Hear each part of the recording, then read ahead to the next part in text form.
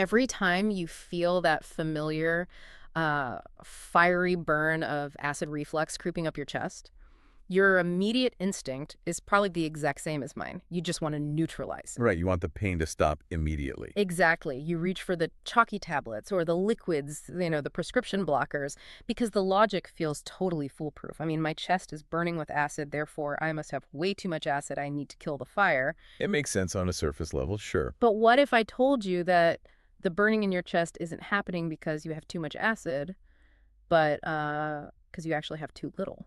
Yeah, that completely upends how we look at gastrointestinal distress. Yeah. And we are so conditioned to view digestion as this simple math equation, right? Where symptoms equal a surplus of something. Yeah. But human biology, and especially the gastrointestinal tract, it really operates on pressure and timing and mechanical flow. And that flow is exactly what we are decoding today in this deep dive. Because, look, this isn't some niche problem. Not at all. The research we're looking at highlights that in India alone, 1 in 4 people suffer from chronic hyperacidity, a quarter of the population. And globally, we're looking at a profound epidemic of gastrointestinal dysfunction. Which is just staggering when you think about the daily impact. Right. People are living on these temporary antacids, essentially treating a daily mechanical failure like it's just a minor, inevitable annoyance. Which is a very dangerous long-term strategy. Yeah. When you continually mask a symptom without ever addressing the functional breakdown that's actually causing it, the damage simply compounds over time. That is why our mission today is to bridge a massive historical and scientific gap.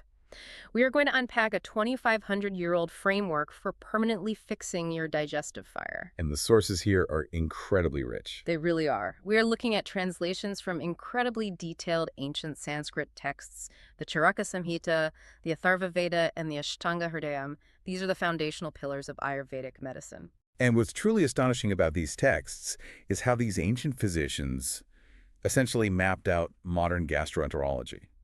And they did it millennia before the invention of the endoscope. The clinical observation is it's staggering. I mean, they didn't have the vocabulary of pH levels or cellular mucosa or the vagus nerve. No, of course not. Yet by observing the physics of the human body, they diagnosed the exact mechanisms of what we now call GERD, or gastroesophageal reflux disease. So let's start with the vocabulary because it really gives us the entire blueprint for this. The ancient Ayurvedic term for this condition is amlapita. Linguistic translation is so vital here because the ancients used language to describe function. If we break the word down, amla translates to sour or acidic. Okay, sour. Right, and pitta is a broader concept. People often reduce pitta to just bile or stomach acid, but it actually refers to the energy of transformation. It is the digestive fire itself. The metabolic heat. Exactly, the metabolic heat that turns the food you eat into the cellular structures of your body. So amlapita isn't just stomach acid. It translates to a state where the fire of transformation has literally gone sour. It has become corrupted. Correct. The Charaka Samhita, specifically in the Chikitsasthana chapter 15, which is essentially their clinical therapeutics manual, defines it very clearly. What do they say? They define amlapita as occurring when the pitta becomes excessively acidic, loses its normal functional qualities, and physically moves upward from the stomach. And they call the stomach the amashaya. And the symptoms they list for this upward movement are wild to read in a text this old. I mean, they describe bitter and sour burps, extreme fatigue, pervasive nausea, and a deep burning sensation in the center of the chest and the throat. Which, I mean, that is the verbatim diagnostic criteria a modern gastroenterologist uses today. Is it really? Oh, absolutely. If you walk into a clinic with bitter regurgitation and retrosternal burning, you are leaving with a GERD diagnosis. The clinical presentation just hasn't changed in thousands of years. But here's a piece of history from the sources that completely shifted my perspective. The very first medical text to classify amlapita as an independent, standalone disease wasn't a manual for adult internal medicine. This is one of the most fascinating parts. Right. It was the Charaka Samhita, which is a text dedicated entirely to pediatrics. It reveals a profound level of clinical deduction. If you think about it, an adult can tell a physician, hey, my chest is burning right here. Right. They can point to it. But an infant cannot. These ancient practitioners were observing babies. They saw infants spitting up, refusing food, crying in pain after eating, pulling their legs up in colic. And instead of just dismissing it as generic childhood fussiness, they systematically categorized it as a unique pathological state of sour digestion. They realized the fundamental hardware of human digestion can malfunction from day one. And speaking of that hardware malfunctioning, the texts outline that this sour fire doesn't just travel in one direction, right? There are two distinct classifications. Yes, there are. The first is urdhvagami, which means upward-moving amlapita. So that's the classic GERD. The acid splashes up the esophagus. But then they describe adhogami amlapita, downward-moving. This is where ancient holistic thinking just outpaces highly siloed modern medicine. Adhogami amlapita corresponds to lower gastrointestinal distress. Like what specifically? Symptoms like sudden diarrhea, severe abdominal cramping, or what we would today classify as irritable bowel syndrome or IBS. See, when I first read that, I had to stop and just map it out in my head, because we intuitively think of acidity as an upward phenomenon. We picture a volcano. Exactly. The acid has to erupt up into the chest to burn. The idea that downward acidity manifests as IBS symptoms completely changes the visual. How so? Well, it's like a pressurized plumbing system in a house. Right. If there is a massive pressure imbalance in the main water line, it might cause a backup that shoots water violently out of your kitchen sink upstairs. Right. Or that exact same pressure failure might blow out the pipes down in the basement. That is a very apt mechanical analogy. You have a central processing unit, the stomach, where the chemistry and pressure dynamics are generated. Right.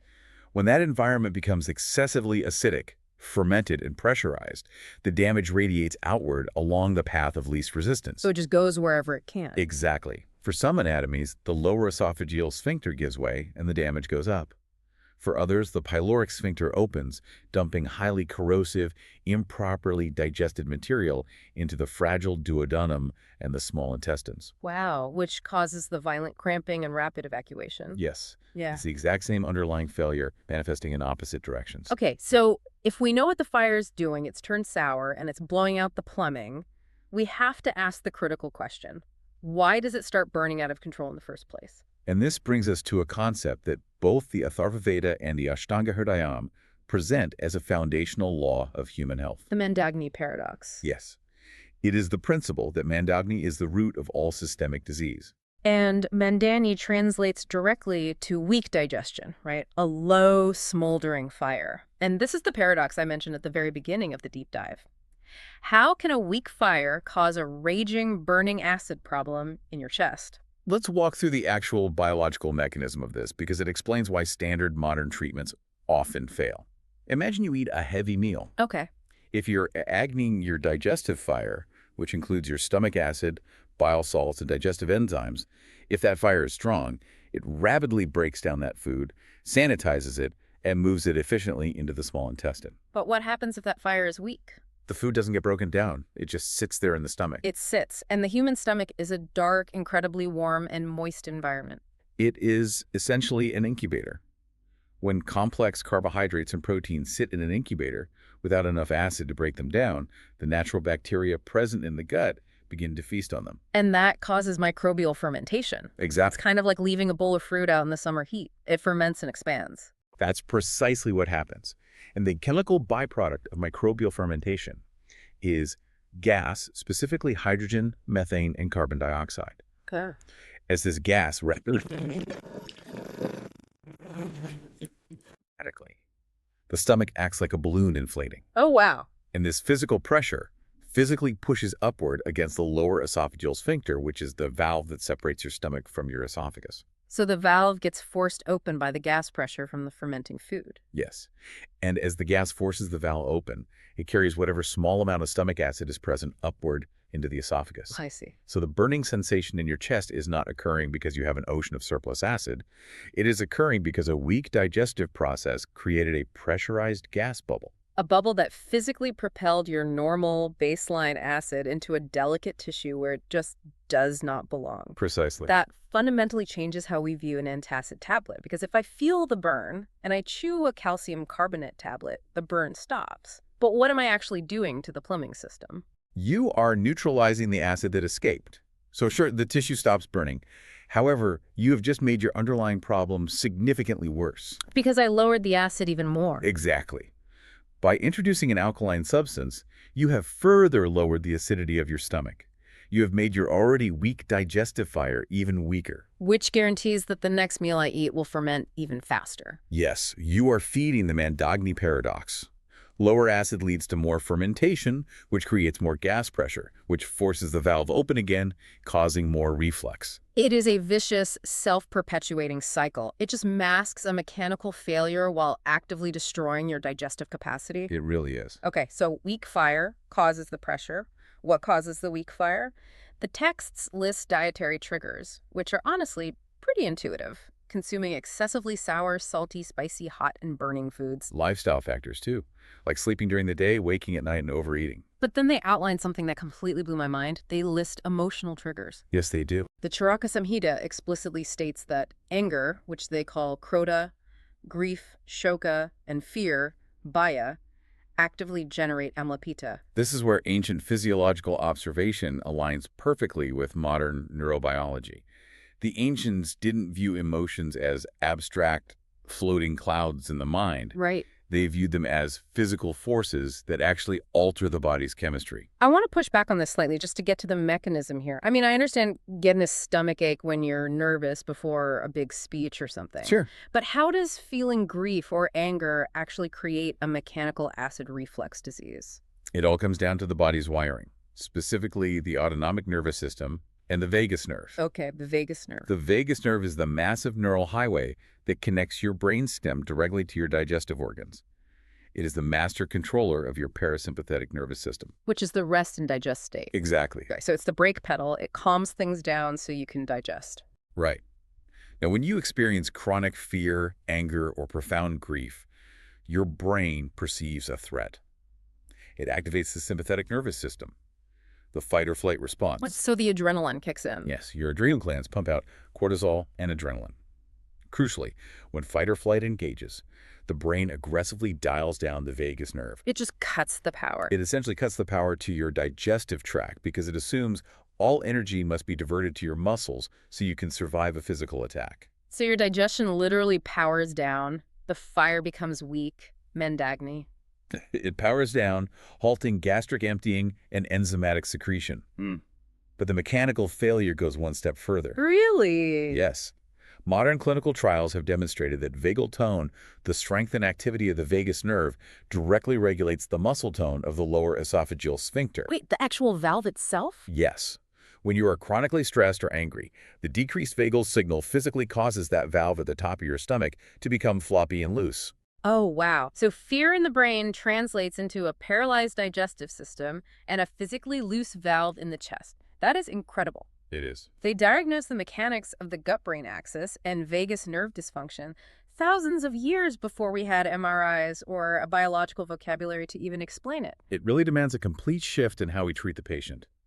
You cannot sustainably medicate away a structural issue, a floppy valve and weak digestion, if that issue is being actively commanded by the brain due to an unresolved emotional state. Because the biology will always follow the neurology. Always. Which brings us to the actual solutions. If we know that weak digestion, mechanical pressure from fermentation, dietary errors, and vagal nerve stress are the culprits, how do we actually put out the fire and fix the plumbing? The texts outline very specific properties and compounds needed to reverse the damage. And we have a breakdown in the sources of 7 natural healers that bridge this ancient wisdom with modern pharmacological science. But before looking at the individual herbs, we need to understand the overarching strategy here. Okay, what's the strategy? The Ayurvedic treatment principle for aggravated sour pitta states that a physician must utilize substances that possess specific qualities. They must be cold, sweet, astringent, bitter, and possess the concept of snigdha. Snigdha. The translation notes say this means unctuous or oily. Yes. Why in the world would you want to put oil on an acid fire? Because you aren't just trying to neutralize the pH of the acid, you are trying to repair the container that holds the acid. Oh, I see. Acidic pitta in a state of disease is sharp, hot, and dry. It actively erodes and scorches the mucosal lining of the stomach and the esophagus. It's burning through the walls. Right. If you simply throw a cold, watery substance on it, it might cool the area temporarily, but it doesn't repair the cellular erosion. Mm-hmm. Snigdha refers to substances that are mucilaginous. They coat it. They coat, hydrate, and physically rebuild the protective mucosal barrier. You are essentially plastering over the burn marks on the wall. That is a crucial distinction. We are fireproofing the fireplace, not just putting out the fire. And that brings us to the first of the 7 healers, the ultimate gut healer, Malathi, licorice root. The Charaka Samhita elevates Malathi above almost everything else for pacifying pitta. It perfectly embodies those necessary properties. It is intensely sweet, energetically cooling, and highly snigdha. It is profoundly coating. But how does a sweet root survive the harsh acid of the stomach to actually do any rebuilding? Doesn't the acid just destroy it? It's not about the root physically surviving as a paste, it's about the biochemical compounds it contains. Modern pharmacology has isolated a primary active compound in licorice called glycyrrhizin. Glycyrrhizin, okay. When you ingest glycyrrhizin, it stimulates the mucosal cells lining your stomach to actively upregulate their production of mucin. So it forces your own body to generate a thicker, more robust physical barrier of mucus between the sensitive stomach wall and the digestive acids. Exactly. It's giving the cellular workers the exact raw material they need to build a thicker wall. The research also mentions it fights H. pylori. Yes. Helicobacter pylori is a pathogenic bacteria responsible for a vast majority of chronic stomach ulcers and gastritis. Right, it's notorious. The compounds in licorice have demonstrated potent antibacterial efficacy specifically against H. pylori, preventing it from burrowing into the stomach lining and causing further inflammatory erosion. Now, there is an important modern medical asterisk here for anyone listening who wants to use licorice root. The consensus recommends using a specific form called DGL, deglycyrrhizinated licorice. Yes, that is a vital safety note. While glycerin is fantastic for mucus production, in high continuous doses, it can alter the body's potassium and sodium balance. Which leads to increased blood pressure, right? In susceptible individuals, yes. DGL removes the specific molecule responsible for the blood pressure spike while completely retaining the soothing, mucosal repairing, anti-ulcer properties. Okay, good to know. Next up, healer number 2, amla, the Indian gooseberry. The ancient texts refer to it as the supreme enemy of pitta. Amla is a botanical anomaly. In Ayurvedic pharmacology, there are 6 recognized tastes. Amla contains 5 of them: sweet, bitter, pungent, astringent, and salty. So it has almost all of them. The only taste it lacks is the one that aggravates amlapita, sour. It provides a massive, multi-spectrum cooling effect on the body's tissues. From a biochemical standpoint, amla is just an absolute powerhouse. It is one of the most concentrated natural sources of vitamin C on Earth. Truly. But it's not just the vitamin, right? It's packed with specific tannins and flavonoids. When your esophagus is burning from acid, that tissue is heavily inflamed. Amla acts as a systemic antioxidant. Yes, scavenging the free radicals created by the acid damage and rapidly reducing the inflammation in the tissue bed itself. It neutralizes the secondary inflammatory cascade caused by the acid exposure. That makes a lot of sense. Moving to the third compound, we have shatavari, scientifically known as asparagus racemosus. The texts describe this as protecting the amashaya, the stomach lining itself. If licorice forces the body to make more mucus, what does shatavari do? It acts on the cellular structure underneath the mucus. Shatavari contains complex steroidal saponins, which pharmacologists have literally named shatavarins. No, they named it after the plant. They did. Clinical models have shown that these specific compounds actively protect the gastric mucosa from acid-induced lesions and actually promote the regeneration of epithelial cells. So if the acid has already burned through the mucus and created an ulcer or an erosion on the actual stomach wall, shatavari accelerates the growth of new healthy cells to close the wound. It is cellular regeneration, providing physical repair to the compromised architecture of the gut. See, this highlights the fundamental flaw in how we usually handle this. If I have heartburn, I take a synthetic PPI, a proton pump inhibitor, which completely shuts off the stomach's ability to make acid. Right. It's like seeing a fire in your kitchen and just turning off the gas line to the house for a month. Sure, there is no fire, but the kitchen walls are still scorched, the wood is charred, and the structural integrity is ruined. That is a perfect metaphor. The moment you turn the gas back on, the damage is still there, and the fire will likely spread again. Shutting off the function does not repair the structure. Herbs like Malathi and shatavari repair the structure so that the function can safely resume. Which brings us to a remedy that feels incredibly modern but is actually ancient: coconut water. The Atharvaveda praises it as supreme for pacifying the heat of pitta. But I have a major question about this one. Go ahead. I looked up the pH of coconut water. It says between 4.7 and 5.5. That is acidic. Water is 7. So if we are trying to stop an acidic burn, why are we pouring an acidic liquid onto it? This is a classic misunderstanding of how metabolism interacts with chemistry. Oh, really? Yeah, the pH of a substance in a glass on your kitchen counter does not dictate how your body's metabolism will utilize it. When you drink coconut water, it undergoes digestion and is metabolized by the liver. Okay. The end byproducts of coconut water metabolism are actually highly alkaline forming in the bloodstream and the tissues. Wait, so it goes in acidic but transforms into an alkaline buffer. Precisely. It is loaded with potassium and magnesium, which act as natural systemic electrolyte buffers. It profoundly hydrates the parched, overheated tissues while neutralizing systemic acidity from the inside out. Rather than just acting as a topical antacid in the stomach. Exactly. That is fascinating chemistry. Okay, healer number 5 is a specific formulation mentioned in the Ashtanga Hridayam. CCFT, cumin, coriander, and fennel seeds steeped in hot water. A very classic remedy. I have to admit, when I read this, I was pretty skeptical. If my chest is burning, the absolute last thing I want to consume is a pungent culinary spice like cumin. Doesn't that just throw gasoline on the fire? It seems counterintuitive until you remember the Mandagni paradox. Yeah. Remember, the root cause of the acid being in your chest is a weak digestive fire that has allowed food to ferment, creating that upward pressure. Right. You must restart the fire without burning the house down. So the cumin isn't there to burn the throat, it's there to reboot the stomach's actual digestive capacity. Exactly. Cumin contains specific essential oils, like cuminaldehyde, that stimulate the salivary glands and the gastric glands to resume proper, healthy enzymatic secretion. It breaks the stagnation. Okay, but how does it not burn? Well, to prevent it from being too hot, it is paired with coriander, which is profoundly cooling and diuretic, soothing the pitta, and then fennel is added. Fennel is a powerful antispasmodic. Oh, so it relaxes the muscles. It relaxes the smooth muscle lining of the gastrointestinal tract, relieving the cramping and bloating associated with the trapped gas. The research also notes that modern medicine recognizes these 3 seeds as having proven prokinetic effects. What does that mean mechanically? A prokinetic agent enhances gastrointestinal motility. It ensures that the muscular contractions of your stomach and intestines are moving smoothly and, crucially, moving downward. Correcting the directional flow. Yes. Instead of the stomach contents sitting and pushing upward against the esophageal sphincter, CCFT stimulates the stomach to open the lower pyloric valve and empty properly into the intestines. It relieves the upward pressure by restoring the downward flow. It fixes the plumbing pressure. Incredible. It is. Healer number 6 is a plant we all know, but usually for sunburns on our skin, aloe vera. The gastrointestinal tract is effectively just an internal continuation of your skin. It is an epithelial layer.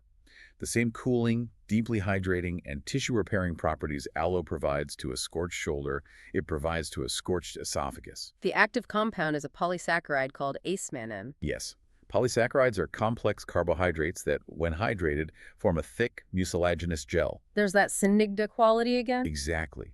When you ingest aloe, this gel physically coats the eroded areas of the esophagus and stomach, providing an immediate cooling physical barrier against the acid, while the acemannan acts as a potent anti-inflammatory to the underlying tissue. But there is a massive flashing warning sign in the text regarding aloe vera. If you are going to drink aloe juice for reflux, it must be completely free of a compound called aloin. This cannot be overstated. Aloin is a yellowish sap found directly underneath the tough outer skin of the aloe leaf. It is a harsh, aggressive, stimulant laxative. Yikes. If you consume aloin while suffering from gastrointestinal inflammation, it will induce severe cramping and violent diarrhea. You must use only the pure inner fillet gel, completely decolorized and certified aloin-free. A crucial safety check. And finally, the 7th natural healer. For when you are in acute pain and you just need the acid neutralized right now, Pravol Pishti, or processed coral calcium. Ayurveda acknowledges that while you work on the root cause, the weak digestion and the stress, you still need to relieve acute suffering.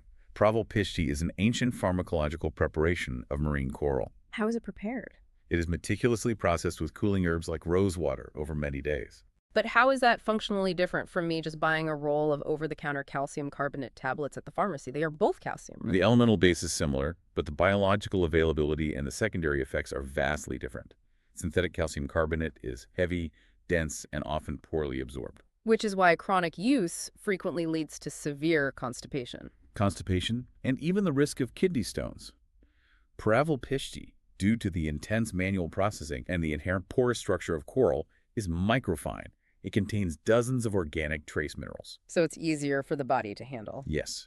It acts as a gentle, sustained-release acid buffer that the body can easily metabolize without shutting down the entire digestive process or causing heavy downstream blockages. So we have these 7 healers: licorice to build mucus, amla to cool inflammation, shatavari to regenerate cells, coconut water to balance electrolytes, CCFT to restore downward motility, aloe to coat the burns, and coral for acute buffering. It's a very comprehensive toolkit. It is a brilliant daily maintenance toolkit. But the texts don't stop there. What happens when someone is beyond T? What if they have had severe, agonizing GERD for a decade? The ancient physicians engineered heavy-duty classical formulations and intensive clinical procedures to handle severe pathology. This is where we transition from herbal home remedies to advanced Ayurvedic pharmacology. These are complex, multi-herb compounds engineered to address multiple systemic failures simultaneously. And the premier formulation highlighted from the Ashtanga Hridayam for severe amlopida is Avipadikar Churna. Yes, the name itself translates to that which removes disaster or distress. Let's break down how this powder actually works inside the body, because the engineering behind it exposes a major flaw in modern pharmacology. Avipadikar Churna contains a foundation of trikatu, which literally means 3 pungents, typically black pepper, long pepper, and ginger. Wait, again, adding black pepper and ginger to an acid fire, that sounds insane. Because the physician must obliterate the Mandagni, the weak digestion that is causing the fermentation in the first place.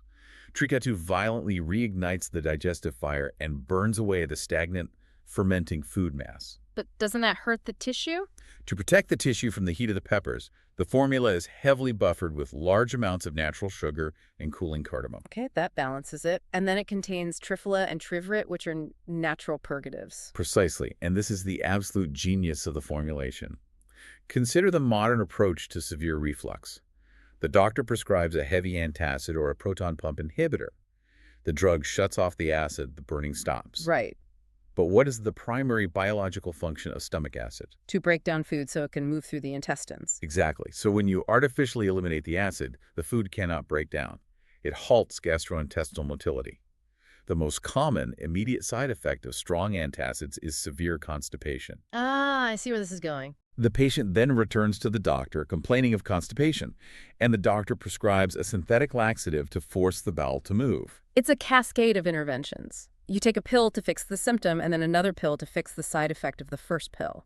It is polypharmacy chasing its own tail.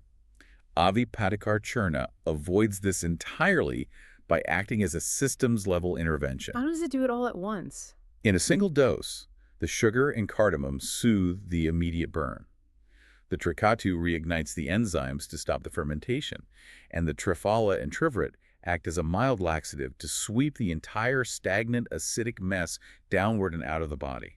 It soothes, digests, and purges simultaneously. It fixes the symptom, the root cause, and the directional flow all at once. That is amazing. It's elegant medicine. The texts also detail lipid-based formulations like Shatavari Grita and Yashtamadu Grita. These are medicated ghees. Medicated ghee is a highly sophisticated delivery mechanism. The cellular membrane of human tissue is a lipid bilayer. It is made of fat. Many water-soluble herbal teas pass quickly through the digestive tract. By infusing the active compounds of shatavari, or licorice, which is yashtimadu, into clarified butter, the medicine becomes fat-soluble. It bypasses the water barrier and absorbs directly into the cell wall. Yes, the lipid base carries the cellular regenerating herbs deep into the deepest layers of the eroded gastric mucosa, providing intense, sustained healing to chronic ulcers while delivering that essential snigdha unctuous quality to the dry, scorched tissues. There is also a liquid formulation called Draksharishta. The texts specify this for stress-related GER. Draksharishta is a fermented liquid primarily made from dried grapes or raisins, known as munaka. The natural controlled fermentation creates a microdose of naturally occurring alcohol, Which acts as a relaxant, I assume? a powerful vasodilator and nervine relaxant. It quickly absorbs into the bloodstream, bypassing the need for heavy digestion, and specifically calms the vagus nerve, reducing the psychological tension that is physically keeping the esophageal sphincter loose. For the absolute most severe acute cases, the texts mention rasa medicines, Sachika rasa and Kamaduda rasa. But we must be absolutely clear here. These are not supplements you buy online and experiment with. Not at all. Rasa Shastra is the ancient alchemical branch of Ayurveda that utilizes highly purified calcined minerals and even heavy metals to create extraordinarily potent, fast-acting medicines. When are they used? They're used when cellular tissue is actively hemorrhaging or when the pitta pathology is completely out of control. They require strict, daily clinical supervision by a highly trained Ayurvedic physician. They are pharmaceutical-grade interventions. But pharmacology, no matter how advanced, is only one half of the clinical approach in Ayurveda. The other half is physical intervention, panchakarma, the 5 clinical cleansing procedures. When a dosha, in this case the acidic pitta, has accumulated so deeply in the tissues over years that oral formulations cannot neutralize it, it must be physically extracted and expelled from the body. You have to drain the swamp. For amlapita, the top recommendation from the Charaka Samhita is virochana. Virochana is therapeutic purgation. But it is not just taking a laxative. It is a multi-day clinical protocol. What does the protocol involve? The patient consumes increasing doses of medicated ghee over several days. This oleation literally pulls the toxic, stagnant acidic pitta out of the deep peripheral tissues and the liver and gathers it in the small intestine. Oh, wow. Once the toxins are centralized, a strong, supervised herbal purgative is given. And it flushes the entire system downward. It creates a massive, controlled downward evacuation, completely resetting the pressure dynamics of the gut and permanently removing the deeply seated chemical heat that was causing the chronic reflux. Now, the texts also mention vamana, which is therapeutic emesis, vomiting. Yes. I have to be honest, this sounds counterproductive, maybe even dangerous. If my throat is already raw and burning from acid reflux, why on earth would a physician want to induce vomiting and bring more acid up? It is a vital question, and it speaks to the nuance of Ayurvedic diagnosis. Vamana is not used for standard acid reflux. The texts specifically state it is used when kapha dosha is heavily involved. Kapha being the elements of water and earth, representing structure and mucus. Correct. Sometimes, chronic reflux isn't just a fire problem. It is a structural blockage problem. The stomach, reacting to the heat, produces a massive, thick, heavy layer of sticky mucus-aggravated kapha. Okay, so a mucus overload. This heavy mucus layer sits like a wet blanket, trapping the hot, acidic pitta underneath it. The acid cannot flow downward because the pyloric valve is physically jammed with heavy, stagnant fluid. What does the patient experience when this happens? The patient feels intense nausea, a heavy block-like sensation in their chest, a complete loss of appetite, and usually presents with a thick, sticky white coating on their tongue. So the fire is trapped under a sludgy blanket and the plumbing is clogged. Exactly.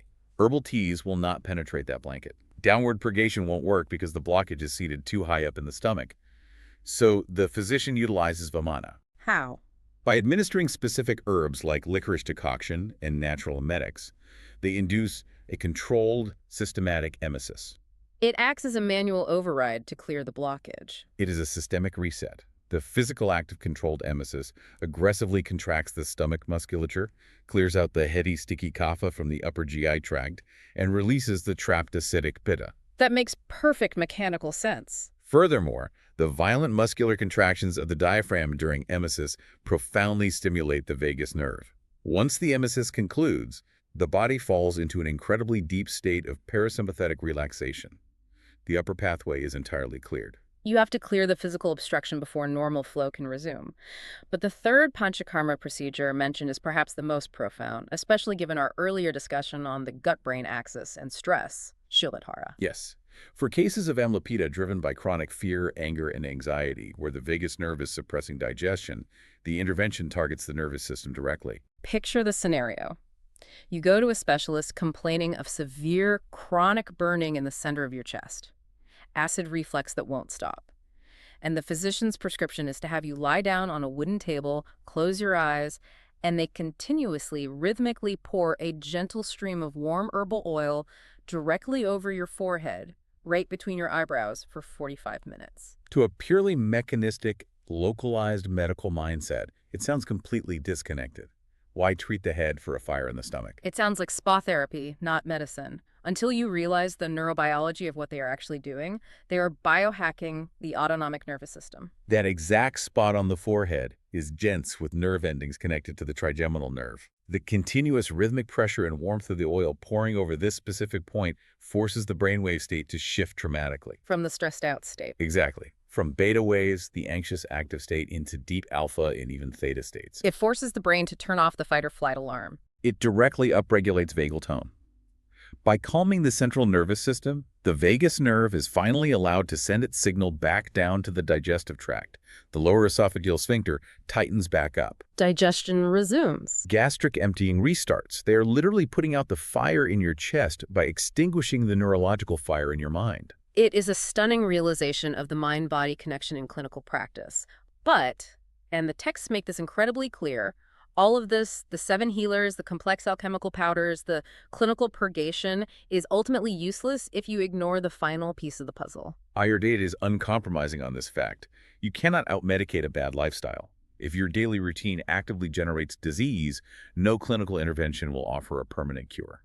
The final section of our deep dive focuses on Dimacharya, the daily routine, the rules of tending the fire. How are we supposed to live day to day to keep this digestive plumbing working flawlessly? The routine begins the moment you wake up.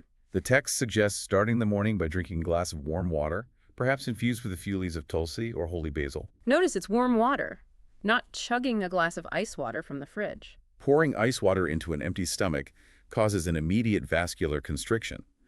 It shocks the blood vessels of the stomach lining, delaying blood flow and stunting the digestive fire before it even has a chance to wake up. So the warm water is a gentler wake-up call. Warm water acts as a gentle, hydrating flush, clearing the residual mucus and toxins from the previous night's digestion. Following the flush, breakfast should be light, warm, and easy to process. Things like cooked oats, rice porridge, or idolay. You don't dump heavy, complex fats onto a fire that is just starting to catch. But the most critical role of the day, the one that modern chronobiology is completely obsessed with, revolves around lunch. The texts mandate that your largest, heaviest meal of the day must be consumed between 12:00 p.m. and 2:00 p.m. The underlying logic here is a beautiful alignment of macrocosm and microcosm. Ayurveda dictates that the internal fire of the human body, the Agni, mirrors the external fire of the environment, the sun. That's a beautiful way to think about it. When the sun is at its absolute highest and most intense point in the sky, your internal metabolic fire is at its peak physiological capacity. And modern science completely validates this ancient rule. Research into circadian biology proves that human digestive function is entirely time-dependent. Our gastric emptying rates are fastest at noon. Our pancreatic enzyme secretion is at its highest. Even our cellular insulin sensitivity peaks midday. The biological machinery is primed and operating at maximum voltage. Therefore, that is the window when you provide the body with its heaviest load of complex proteins and carbohydrates. It can handle the mechanical burden. Which brings us to the disastrous modern alternative. If your fire peaks at noon, it naturally begins to cool down as the sun sets. The texts insist dinner must be light and consumed before 7:00 p.m. Yet our modern culture normalizes eating a massive heavy meal, a huge steak, or a heavy pasta dish at 9:00 or 10:00 p.m. Eating a heavy meal at 10 p.m. is a physiological catastrophe for anyone suffering from GERD. At 10 p.m., your vagus nerve is shifting towards sleep architecture. Gastric motility slows to a crawl. Digestive enzyme production plummets. I try to visualize this in terms of the campfire. Eating a huge dinner right before bed is like throwing a massive pile of thick, wet, heavy logs onto a campfire that is already burned down to the embers. A surefire way to kill a fire. Exactly. Then you turn off all the lights, you close the chimney flue, and you walk away. And you wonder why, a few hours later, the fire didn't burn the wood, but instead the entire house is filled with choking, acrid smoke. The fire lacks the heat to break down the fuel, so the fuel sits in the stomach for 8 hours overnight. It ferments massively, the gas pressure builds, and because you are lying flat, the acid flows freely into your esophagus. To help ensure the fire processes the fuel correctly, the routine includes physical post-meal rituals. After eating, the text recommends sitting quietly for 5 to 10 minutes in Vajrasana, the kneeling pose. Why kneeling specifically? It is entirely structural and vascular. When you sit in a deep kneel, you physically occlude or restrict the blood flow to the lower legs. Oh, I see. The body responds by redirecting that massive volume of blood into the splanchnic circulation, the blood vessels supplying the stomach, liver, and intestines. You are literally pooling the body's resources around the digestive organs to power the fire. That makes perfect sense. You kneel to direct the blood, Perhaps sip the CCFT to stimulate motility, and then take a gentle 10 to 15-minute walk. Not a heavy jog, just a stroll to mechanically assist the downward movement of the food. Exactly. And that highlights the absolute #1 trigger for amlopida, the most egregious error you can make, which the texts forbid, lying down immediately after eating. We mentioned it with the late dinner, but it applies to any meal. It is a sheer failure of gravity. Think of the stomach as a pliable sac with a valve at the top. When you are standing or sitting, gravity holds the heavy mixture of food, liquid, and acid at the bottom of the sac, near the exit valve to the intestines. So the valve at the top, the esophageal sphincter, only has to deal with air. Right. But the moment you lie down flat on the couch after lunch, You remove gravity from the equation, the heavy acidic slurry spreads out and physically presses directly against the esophageal valve. and if that valve is even slightly weakened by stress, age, or a large meal, the fluid will inevitably leak through. It is an anatomical guarantee. You must remain upright for a minimum of 2-3 hours after consuming a meal. Let's quickly detail the pathia and apathia, the specific dietary do's and don'ts for keeping the plumbing intact. Pathia refers to beneficial actions in foods. For a patient with sour pitta, the diet must be cooling, light, and easily digestible. Raw amla, as we discussed, green gram, or moong dal, which is incredibly light on the digestive tract. Cooling vegetables too, right? Yes, like cucumber and mint. Ghee to constantly provide that unctuous protective coating. Interestingly, the texts do mention cold milk, but strictly as a temporary acute remedy to quickly buffer a severe heartburn attack. Not as a daily beverage. No, as dairy can be heavy to digest. Water boiled with barley is also highly recommended, as barley is inherently alkaline and acts to soothe the urinary and digestive tracts. And then we have the apathia, the things you must absolutely avoid if you want to heal.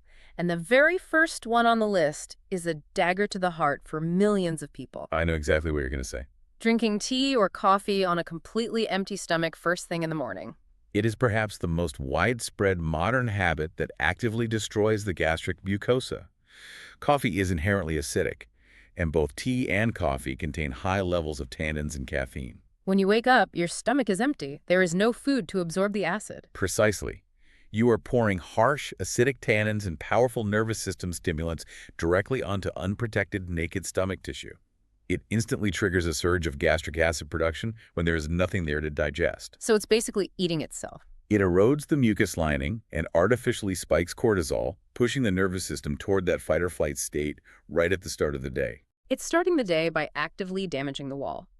Other strictly forbidden items include excessive citrus fruits, tomatoes, and canned or fermented foods, all of which carry a high acidic payload, and naturally, alcohol and smoking. Both ethanol and nicotine have been clinically proven in modern studies to possess a specific deleterious effect. They act as chemical relaxants on the lower esophageal sphincter. They chemically force the valve to stay open, ensuring that acid will reflux. They do. So when we pull all the way back and look at this entire Ayurvedic framework, we aren't just looking at a historical list of herbs to drink when your chest hurts. We are looking at a complete holistic operating manual for the physics, chemistry, and neurology of the human digestive system. It represents a fundamental paradigm shift. We move away from the reactive, localized model of, well, acid burns chest, therefore neutralize acid, and we step into a proactive, systems-level understanding. We redefine acidity as a symptom of weak digestion, the Mandagni paradox. We recognize that unresolved emotional stress acts as a mechanical trigger that paralyzes our gut and opens the valves. We utilize intelligent, natural compounds like malethi, shatavari, and CCFT to actually regenerate the cellular tissue and restore downward flow rather than just hiding the smoke. And, perhaps most importantly, we align the timing of our consumption with the biological rhythms of the planet itself. It is an empowering realization. You have profound control over the mechanics of your health. However, before we conclude, it is imperative that we explicitly relay the serious medical disclaimers outlined in these texts and in modern clinical practice. Yes, this is absolutely vital. We are exploring deep, holistic healing and functional mechanisms, but we exist in a physical reality where severe, life-threatening damage can occur. The guidelines from the sources are crystal clear. Extremely clear. If you are experiencing symptoms like vomiting blood or vomit that looks like coffee grounds, if you have dark, tarry, black stools, if you are feeling severe, radiating pain in the left side of your chest, or if you are experiencing sudden, severe difficulty swallowing your food, You do not brew a cup of herbal tea. You bypass the holistic remedies entirely, and you proceed to an emergency medical facility immediately. Right. Those specific symptoms are red flag indicators of severe, actively bleeding peptic ulcers, potential gastrointestinal hemorrhaging, or major cardiac events that frequently mimic the sensation of acute reflux. Furthermore, if you are someone who has suffered from chronic, unrelenting GERD for years and it is not responding to these dietary and lifestyle interventions, you must consult a gastroenterologist and undergo an endoscopy. Long-term exposure of the delicate esophageal tissue to highly corrosive stomach acid can cause cellular mutations. The tissue morphs to try and survive the acid, leading to a condition known as Barrett's esophagus, which is a known precursor to esophageal cancer. So you have to go look at it. You must physically visualize the structure to ensure dangerous cellular changes are not occurring. Safety and structural integrity must always be confirmed. Absolutely. Safety first. Always use the best tools of both eras.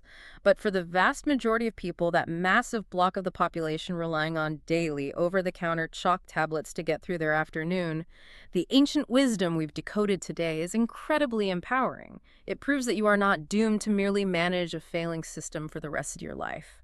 By addressing the root cause, the weak fire, and the structural integrity, you can achieve actual sustainable resolution. I want to leave you with a final thought to mull over as you go about your day. A philosophical shift that really solidified this entire journey. Think about how you currently visualize your digestion. Most of us imagine our stomach as this dark vat of harmful, bubbling, dangerous chemicals that constantly needs to be suppressed, neutralized, and controlled. But what if you stopped viewing it as a hazard? What if instead you started viewing your digestion exactly how the ancients did, as a literal, delicate, living fire burning within you? The central fire of transformation that powers every single cell in your body. Exactly. How differently would you treat a fire? If you are entrusted with keeping a vital campfire burning steadily through the night to keep you warm, you wouldn't drown it in ice water the moment it flared up. You would carefully, thoughtfully tend to it. You would ensure you feed it the right fuel, the dry wood, at the right time of day when the embers are hottest. You would make sure it has the proper space and oxygen to breathe, and you would fiercely protect it from the wild, chaotic winds of your own stress and anxiety. Your energy, your cellular health, and your daily comfort depend entirely on how well you tend your fire. Take care of your fire, and your fire will take care of you.